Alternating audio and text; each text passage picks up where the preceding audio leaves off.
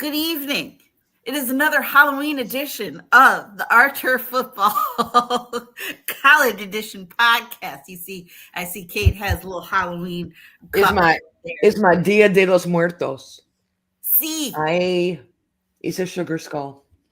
I will it's apologize now. If y'all hear screaming and yelling, it's because on the other side of that wall, my husband is watching the Cleveland Cavaliers play the Boston Celtics, and they are not playing well, and he is not happy, and he feels if he yells loud enough, the coach will hear him all the way in Boston and make adjustments. And so I can't guarantee that you won't hear some screaming and yelling while we're on the podcast, but it's all good. It's just basketball. I'm that way on football days. He's that way on basketball days. I was about to say, that's kind of expected in some cases, correct? At our house, it is. Our neighbors have all been warned. They understand Yeah, it's not, domestic violence. They're like, oh, no, the Cavs are playing, or the Browns are playing, or the Buckeyes are playing. They know. That's they why know. they're yelling. Is that how it goes with you?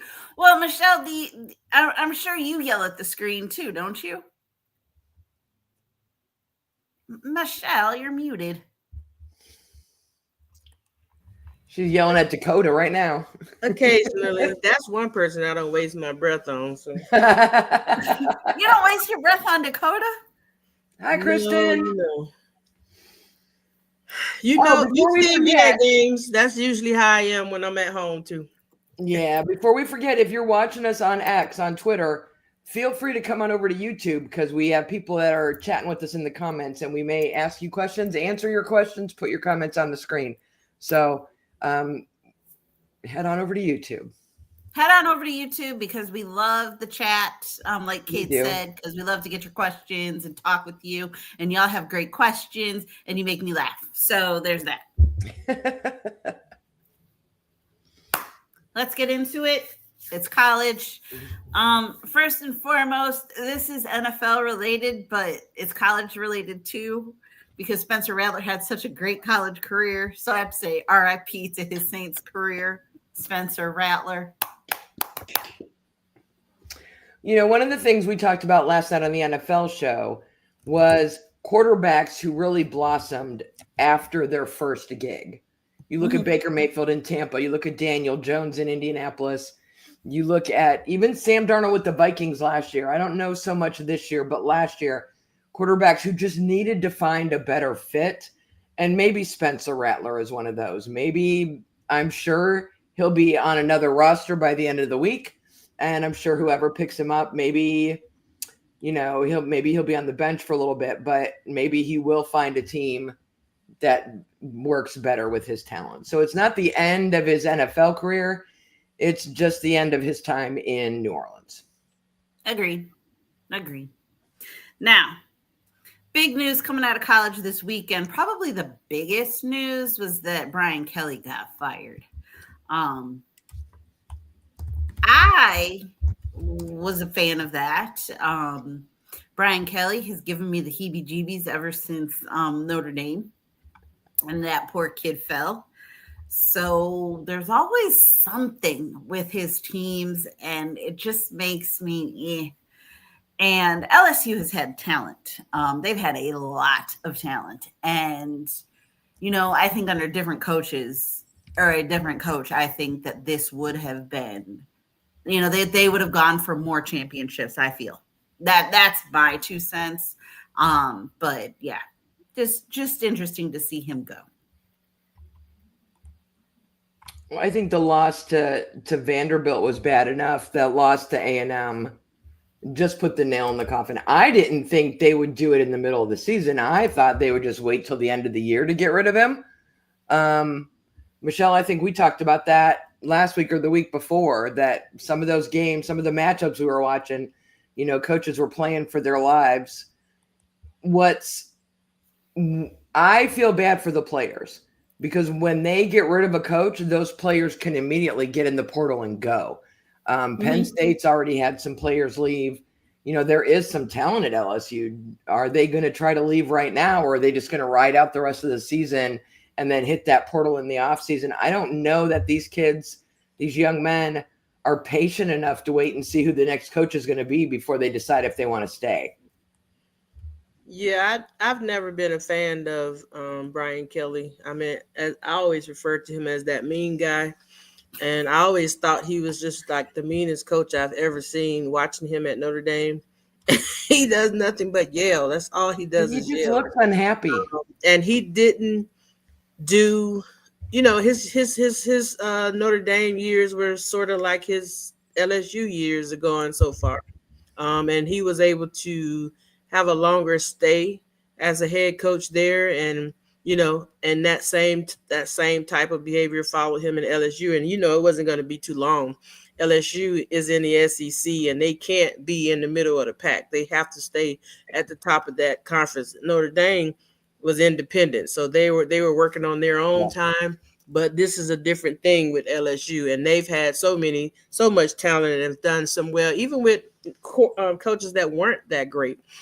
So them losing those games and the way they're losing, and then the antics that they've seen on the sideline. I mean, last week they showed him just in the guy's face in the comments. They had the transcript of what he was saying, and I'm like, yeah, that's what he did all the time. That's what I see him do. I hardly ever see this guy even smile. So, um, you know, I'm sure it was more about coaching and the losses that they've had and where they're placing in the SEC. But I for one I'm happy about it. So I think I one of agree. the things that struck me about Brian Kelly and the way he coached, he did it at Cincinnati and then again at Notre Dame, is he doesn't coach so much as he hires coordinators and then he lets them do all the things and he just kind of sits back and monitors things. And he just couldn't find that right mix of coordinators or that right magic at LSU. I won't be surprised if more of those folks are let go before this is over. Or maybe it's an addition by subtraction. Maybe with him gone, the coordinators can shine and can do a little better. But yeah, you can't be 2-3 in the conference at this point in the season. If you're in No. to be completely, I don't even know when the last time was that LSU wasn't in the top 25 and they're out. And that's not acceptable. that is the biggest Yeah. factor right there. Yep. Mhm. Heather said when she went to game, she was like, "Yeah, all you can do is see him yelling on the sideline." I'm like, That's it. "Yeah." She's Yeah. like, "Yeah." She's just like, "He just yells." I said, "He does, doesn't he?" But he'll get another job. There are many of them that are open. There are still people out there think he's a good coach, and I think he'll get another job and land somewhere. Hell, he might even go to Penn State. Did they hire anybody? No, but I Not was going yet. to say, I don't think he'll fit in Happy Valley. You can't have that man with resting coach face in Happy Valley. I just don't feel like he's a fit for Penn State and what they want to do. We'll see. We I've been shall wrong see. before, but I Now, agree they that did you're get right. rid He'll of- get a job. They did get rid of one of their coordinators. I want to say their offensive coordinator they fired as well. So there's one person that's gone. But I also think you kind of touched on this a little bit. It's kind of nonsense. Well, it's a sequitur, but still, when you get rid of a coach in college, it's almost like these kids, kids that come to the school for that coach. That's really kind of where you hurt yourself the most, I feel. So, yeah, now some of these kids that are even like being recruited there, it's kind of hard to keep that up as well, along with the kids that you already have there who, at this point they could jump. Well, Sonia, Michigan football. Wasn't Bryce Underwood supposed to go to LSU and then he changed his Yes. mind and went to Michigan? Yes, he was supposed to go to LSU, and he's from not too far from Ann Arbor, like city, a few miles outside, and so he was able to get like some kids and all that, kind of just recruited him that way, and just said, come on, stay home.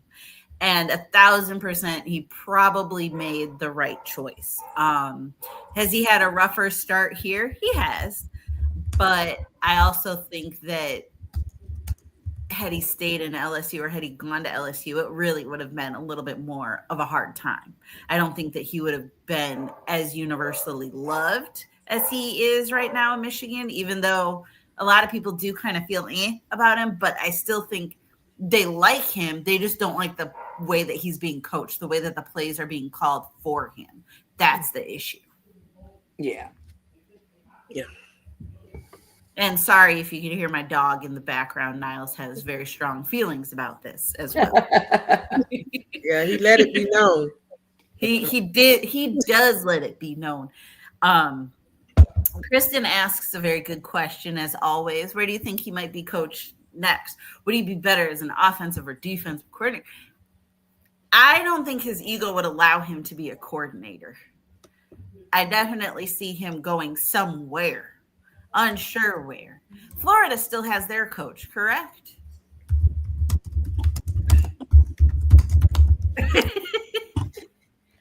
I think so. He could go there. There's been a few coaches let go, or they're on their way out. I agree. But the name that always Florida and Arkansas, I'm looking up the list of open jobs. Florida and Arkansas both have vacancies. Yeah. So he could end up there if he stays in that area. He could move over to the ACC. If Bill Belichick leaves North Carolina, he could end up there. He reminds me of Bill in that they both have grumpy resting coach face. So that's about the only thing is the old grumpy face. But man, Bill's a little more laid back than he is. Yeah, agreed. Big time agree. What else was I gonna say? I was gonna say something else. Dang it. Sorry. He could probably be in Arkansas. I could see him being an Arkansanian or whatever you want to call them. I feel like he's going to want he's going to want Florida or Auburn or somebody that's going to get more attention. Although he would bring that attention to Arkansas. Whether that's good or bad, I don't know. But the media would follow him.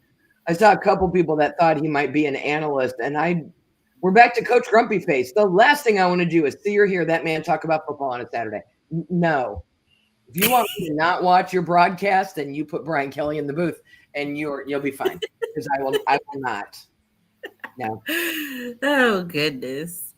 Well, yeah. LSU. Let's see. Who do they have left? LSU actually has some pretty interesting games coming up. I know Alabama is one of them. They're on a bye this week. Well, and that's what's interesting is because they're out of the top 25 with the way this new playoff system works, they have no chance, I don't think, of getting back to the top 12. Nope. They have Alabama on November 8th, and then they have Arkansas, and then Western Kentucky, and then number 18, Oklahoma. They could play spoiler. They've got number 4, Alabama. If they can find a way to win, if this bye week and then another week is enough time for them to kind of regroup after Brian Kelly's departure, they could play spoiler in that division. You know, like I don't think there's enough weeks left for them to get into the playoff picture themselves, but they could do some damage. If they beat Alabama, they're gonna drop. You can't be a number 4 losing to an unranked LSU and still stay in the top 10. I don't think it might not knock Alabama out of the 12. And then they've got a couple weeks to figure out how to get back in there for the playoffs. So, yeah. And Oklahoma's been on a nice little slide there. So I don't know what happened to Oklahoma. I've given up. I have officially written them off after last week. I'm with Lisa and Michelle. I think they both said that Oklahoma wasn't for real. You're right. They had their opportunity to prove that they were worthy, and they didn't. So. They didn't. That hurts me because I was rooting for you. I was as well. Rooting for you, Oklahoma. But you fell out. We say it every week. That's what we love about this new playoff system, the 12 games, all that. The rankings in those first few weeks don't matter. They'll play the games and they'll settle out where they belong. And I can't argue with the rankings at this point. No, I don't think there's anything to argue about. Well, I think everybody has made their claim. So let's talk about the rankings for a minute. Ohio State's at 1, Indiana's at 2. Wild. Indiana's in number 1 spot in the Big Ten because they are 5-0. The Buckeyes have only had 4, so they're 4-0. Mm-hmm. As big of a Buckeye fan as I am, I don't know who would win in Ohio State versus Indiana. Which, lucky for us, will probably end up being the Big Ten championship game, and then we'll find out. With them being 1 and 2, it doesn't really matter which team loses. They'll both make the playoff. The loss is not going to drop one of them out of the top 12. The winner is going to get a bye. So, I'd have to flip a quarter right now. As much as I love my Buckeyes, there's just something about that Indiana team this year. Right? They're a feisty bunch. They're the truth. And they extended their coach, too. As well they should. Yeah. Because the smart teams, you might see more teams doing that, because with all these openings, Indiana doesn't want their coach looking at these openings going, "Oh, I might want to go to there next year." They're like, no, we'll pay you. No. But focus here. Eyes here. Don't look over there. Yeah, no. We're in Bloomington. You're in Bloomington. Staying in Bloomington. Okay. Oh my goodness. Oh goodness. And then there's a couple other teams that are still flying under that radar. Georgia Tech, Ole Miss. Now, Ole Miss's coach is Lane Kiffin. How come he's like the first one to always get called for a job? Like, y'all leave that man alone. Let him coach his team. I don't know. It's the Kiffin pedigree. Yeah, I'm looking at, I think we had this conversation a little bit last week, but maybe we'll have it again as the weeks progress. But I don't know if any of these people play each other. Right now, on the verge, on the bubble, you've got Texas Tech at 7-1, Tennessee at 6-2, Virginia 7-1, Cincinnati 7-1, Louisville 6-1. The rest of those teams all have 2 losses, so I think they're out of it. BYU at number 10 in both polls, 8-0, is to me a team that is just very quietly winning. Nobody sees them. Nobody's afraid of them. Nobody's thinking about it. And they really don't play anybody. They play Texas Tech. They're on a bye this week, I believe. Then they have Texas Tech, who's sitting at 13. And then they have Cincinnati at 17. So nobody big on their schedule. If they just keep winning, they're going to find themselves sliding right into the playoff. Is there anybody, Sonia, when you look at the list, that you think is on the verge of getting LSU'd, like dropping out of that top 12? Hang on, let me take a peek. Oh, wait, hold on. Michelle? Is it my...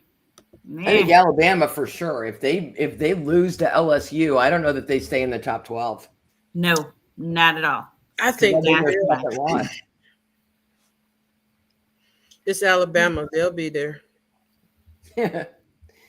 I mean, they are, but somehow the voters, I'd rather they just win then, because if they lose and the voters still put them in, it'll aggravate me.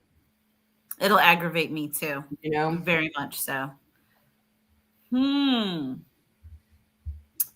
I would say Georgia Tech potentially, but I don't think they're going to lose. Famous last words.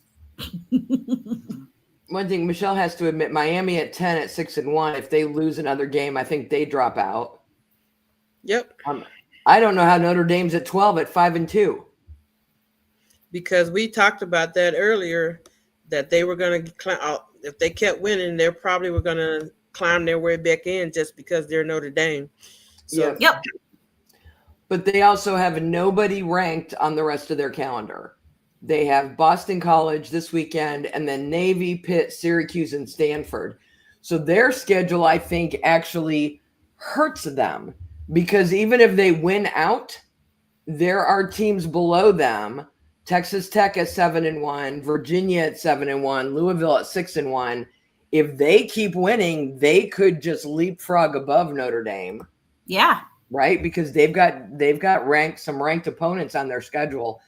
Notre Dame can win out and still might drop out of that 12th spot. They have to prove that to me. I don't think so. But yeah, I mean, they probably should. If they went out and other teams are doing, just because they have those 2 losses. But you know what? They're probably like Alabama. The voters are going to want them in because they're Notre Dame. And I love Oh, Notre yeah. Dame. Don't get me wrong, but I want the best teams in the playoff. I don't want Alabama. I don't want a 2-loss team in the playoff if there are 1-loss teams right below them. Agree. And then they go to the argument of, 5-2 or a 5-2 Notre Dame is better than a 8-0 BYU. And if you put them head to head, you would see that that's the argument all the time because of the conference, because of who they are, and because of the talent on the team. I don't believe that, but that's always the argument. So. Yep. Well, Always. in that specific example, BYU has 2 more games against ranked opponents. So if they win out, that's going to be my response to those people is Notre Dame didn't play anybody in the last 5 weeks of the season, and BYU did, and still managed to win. But again, that's why you have 12 teams. We could end up seeing BYU actually have to play Notre Dame in the playoffs, depending on the seeding and how things play out. And so I love that about the way the playoff system works. It's a very fun system this year. It is. It is. Hang on, I'm still looking at things. You're looking Oregon? at things. Could Oregon drop out? Potentially? Let's see. Let's look at their schedule. They have Iowa, Minnesota, USC, who's ranked, Washington. I mean, they don't, and even USC still is sitting at 23. I think it hurts them if they lose to one of the unranked opponents, because I think that you're back to now you've got 2 losses, and where your 2 losses to ranked opponents or unranked opponents, we're going to start getting ticky-tack. But at the same time, the voters are still human. They want the teams that people will watch. They want the ratings. They want, what was it Michelle just said? A 2-loss Notre Dame team is better than a 0-loss BYU. There are people who are going to say a 2-loss Oregon team is still better than a Texas Tech or whatever. So they're at 6. I don't know that a loss is enough to drop them past 12. I think Vanderbilt has to be worried. They're sitting at 9 right now with 1 loss. And I've watched them play, and they're all right. I'm not sure how they're winning some of the games that they have won. I don't get it, but they're winning. But it's not like when I watch Indiana, I'm like, damn, they're a football team. But when I watch Vanderbilt, I'm like, how are you scoring? How are you what doing? are you doing? What are you doing? Ooh, Vandy, Texas will be.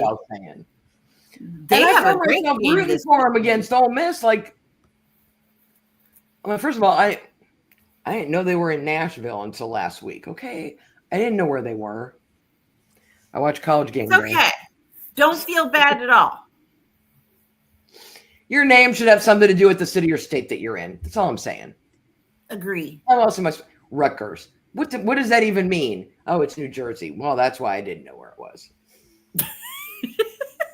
It's okay. It's totally fine. Because, Vandy has actually a good game this weekend with Texas. Yep. And Texas's big question, I don't know if it's been decided yet if Arch is going to play, but he left the game last week injured. And so he looked better after he left. That's what I'm saying. Y'all, Arch, I feel bad for him. I think he needs more time, but I don't know. Michelle, are they going to let him sit and grow up? Nope. We keep saying it every week. Nope, they're not. He can't do it unless he just changed his name. And, he would have had to do that before he started playing. So, there's no time. He's a big time recruit. He brings the fans. He brings the money. He brings the advertisers. He's a Manning. He's going to play. And for however long they have him, he's going to be out there. So, they always look better when he goes out, but that's neither here nor there. He's going to play. He is going to play, and I feel bad. And he may get better, he just needs time to do that. He's just not where they want him to be, actually. Right, and that's okay. He doesn't have to. Oh, he's just a sophomore, a for real sophomore, right? He's not like redshirt. He's a for real sophomore. He's got time. He's got plenty of time. Well, yeah, and Michelle, what you said is exactly right. He's not where they wanted him to be because they wanted him to be way above his head. Mm-hmm. They did not set manageable expectations for him. And so he's not where they wanted him to be. And I think they've just done him a disservice. They've put him into situations that he wasn't ready for. And I don't know how his family, with their influence, hasn't done something about that yet. It'll be interesting to see if he hits the portal at the end of the year. If the family's unhappy with the way Texas has handled him, do you think they'll move him somewhere else? I think that's part of the problem too, is that the family influence. I mean, every other player just has to go with the flow of what's going on with their team. They don't need the family to interfere with his college career or what the coaches are doing, unless they want to coach the team. But he, and sometimes it's just the system. We've seen that with many a quarterback. Sometimes they need a change. Sometimes the system is not good. I've watched them. I watched them when they put him in the game last year. I watched him, and the kid is just not there yet. He just doesn't have. He has it. He's a college quarterback like any other ones, but because of his name, they want him to be Eli or Peyton. And he's not that. He's not them. He can't play at that level right now. Maybe he will if they give him time to do so. Agree. They just need to give him time. And he's Cooper's kid. And Cooper, actually, he was pretty good, wasn't he? I think before he got injured. They said Cooper was the best of the three Manning kids. He just got injured. He got injured. So we'll see. Poor child. Kristen asks another good question, because Kristen, you have all the great questions, and I love that. Any other true sophomores that are better QBs? I don't know anybody's age except for Bryce Underwood, because they say that every freaking broadcast that he just turned 18 3 weeks ago, just so you know, sometime in August. So just FYI. But no, I don't know anybody's year, honestly. I really thought that Archie was a junior. But there have been freshmen and sophomores that have played better. But also they may have played just as well as him. If the team was winning, he would get all of the credit, right? Of course. Which is gonna, which happens because you just gotta win. But because his name is Manning, he has to win, and they want his stats to look good. And so, but it's not just that. If you watch the games and you watch the games with clear eyes, then you don't see the spark that you've seen in some past quarterbacks. So, but he has potential. He does. He has very good potential, and I think, and he's a young quarterback. Yeah, he's young, and that's one thing that, unfortunately, and I've said this on the NFL one too, is that we don't give sometimes these kids enough time to get used to things, to get them good and solid. Because I feel bad because sometimes they're always looking over their shoulder, if you will, and not being comfortable. And so I don't know. They just need time. Unfortunately, we don't have time in the way our world works right now. Yeah. I will just say that Julian Sayin from The Ohio State is a sophomore. Okay. He's doing just fine. He's doing just fine. But he's the only one that I know, and I just know he's a sophomore because it's my Buckeyes. I'm with you, Sonia. I don't know. With the portal, because my first thought was Sayin's just a freshman. I'm no, he was at Georgia last year. Now he's at Ohio State. It's hard to remember when they've only been in a program for 1 or 2 years. It's all right, is that because he's a sophomore? Or am I forgetting that year he was somewhere else on the bench and I didn't know? You know what I mean? It's harder for me to track what year of service they're in. Okay. Except for Carson Beck. He's a 12-year senior. He's in his 12th year of eligibility. I don't know how old he is. I don't know. He's not older than Bo Nix was. I know. No, that's true. That's true. Bo Nix was about 95, wasn't he? I know, but for some of them, they're doing just fine in the NFL at being a little older. So, and it isn't the guy from the University of Florida. I think he's a sophomore, isn't he? Maybe not. Possibly. I'm looking. Maybe he's a junior. I think he was young. I think he's a sophomore quarterback.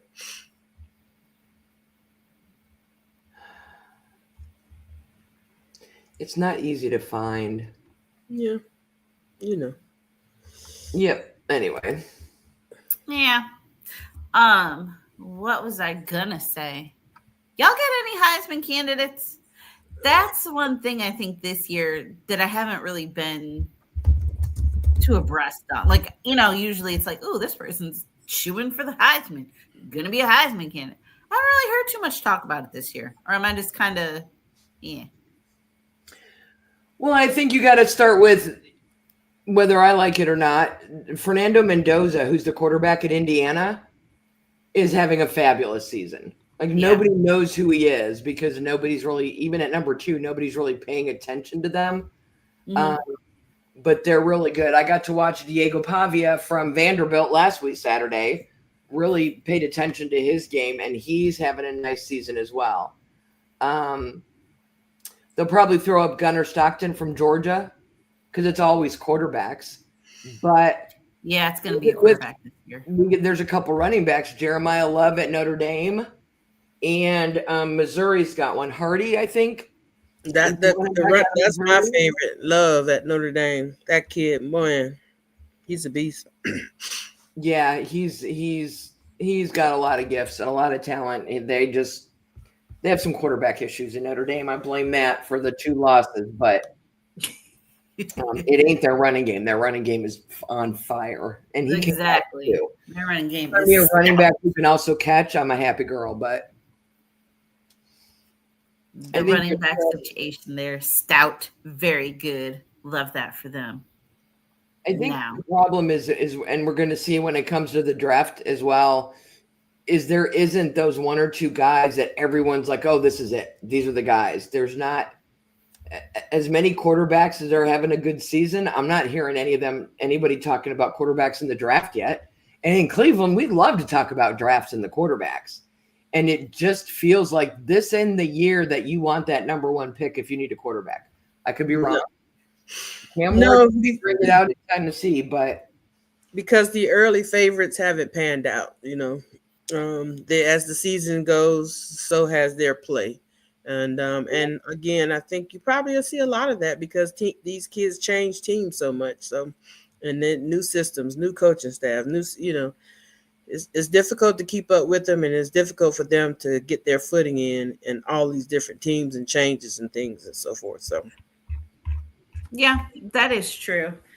And I guess I wonder if that does them a disservice in the long run. I'm just thinking like out loud now. I think it at least prepares them if they're make it to the pros and they get traded. So you switch teams, you have to learn a new system. Yep. True.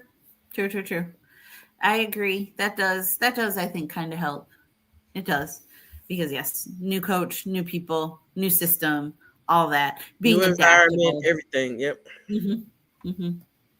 Being very adaptable. What's looking at, Kate? And I'm looking at some of these quarterbacks, some of the people that we were just talking about for the Heisman. Even the early favorites, even if Arch Manning was playing well, like him and Julian saying, they're sophomores. They're not draft eligible. They need another year before they could even come out for the draft. So some of these guys that they were talking about early that were going to be these amazing quarterbacks still aren't. They're not old enough for the draft. And that's okay.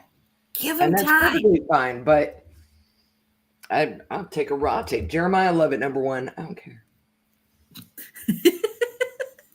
Poor Cleveland, Kate. Those Browns, I tell you what.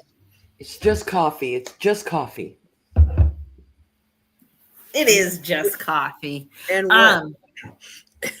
I need an O-lineman just because I want to shore up my people. So that's what I'm going to be looking for these next few weeks is some good O-line play. I'll take a peek at Notre Dame's O-line. If they got their guy running, Mr. Love, they have to have a decent O-line. So I'll take a look at them. But I love a good O-line. So that's one thing I look for. Now, one thing, because now we're getting to the part of the season where teams are starting to get bowl eligible. A lot of people are already bowl eligible, so that's great. But I have to shout out the hometown Kennesaw State Owls. Hooty hoo! They just got bowl eligible for the first time ever in their little history. So that is fantastic. They play right up the street from us in Kennesaw. They're in Conference USA. I think they played Indiana at the beginning of the year. Got smoked, got absolutely obliterated, but that's okay. They're still bowl eligible. So shout out to the Owls, hooty hoo for that. Oh, that's funny. And shout out to the Kennesaw State Athletic Director Milton Overton, who used to be at Florida A&M. So congratulations to him and his football team for being bowl eligible. How about that? We love it. We love a bowl eligible team. Should go watch them play one day. Tickets are only $10. Bless their hearts. I should go. That's good. Yeah, they lost to Wake Forest 9-10 in week 1.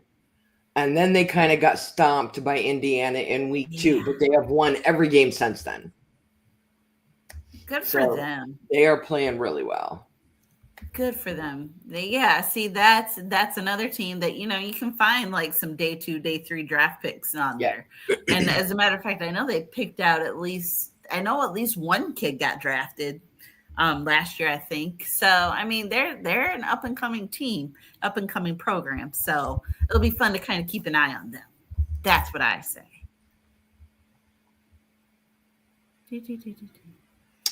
Travis Bell is a nose tackle, went to Kennesaw State, was drafted by the Bears in 2023. Yes, exactly. I was like, wait, I know somebody got drafted. I know there was someone, I had to go Google it because thank you, Google. This weekend, I think the big game, I think we talked about a little bit already, is going to be number 9 Vanderbilt against number 20 Texas. I was looking to see if we had any other ranked games, Tennessee and Oklahoma, and then Cincinnati and Utah, but those are, 14, 18. Tennessee, if they lose, their hopes of getting to the playoffs are gone. I don't know that they have much hope as it is, but we all know Tennessee people. They think they still have a shot at it. Michigan has Purdue, which shouldn't be a challenge for them. They should be able to handle that. Indiana's got Maryland, Penn State, Ohio State. That one's going to be an interesting game because I would normally say Penn State played as a really tough game, but they're still very discombobulated after firing James Franco. So I'm not sure what football team is going to show up to play the Buckeyes from Penn State. So a lot of big matchups in the Big Ten this week. Are they at Penn State or are they at the Shoe? They are in the Shoe, I believe. Yeah. That's just going to make it more difficult. Miami of Florida, the U travels to SMU.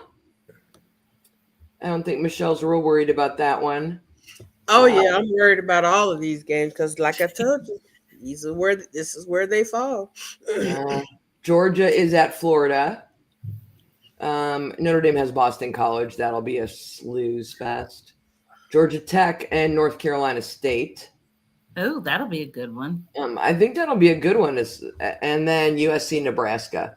I keep forgetting USC's like in the Big Ten now or something. I can't keep track of the 27,000 teams in the Big Ten. But same. All right. So maybe our homework this week is to think of some offensive or defensive linemen that we think are going to be good draft prospects so that maybe we can let our listeners and our viewers know what college teams to keep an eye on the rest of the season if they want to find a lineman for their NFL team. Yes. Let's talk about linemen because we love linemen. We do. Good, big, beefy boys. All right. Sorry. On that note, it has been fun as always, ladies, chatting with you all. Kristen, Bob, always glad to have y'all in the chat. Big Red, I missed you because last week we said that South Carolina could upset Alabama, and they came so close. Close. But it wasn't to be. So, oh well. But anyways, next week we'll be talking about linemen, offensive, defensive, and I don't know what else we could talk about, but maybe a smaller conference here or there. Oh, we'll see. But as always, we will see you next week. Same bat time, same bat place. Have a good weekend. Bye, everybody. Have a safe Halloween.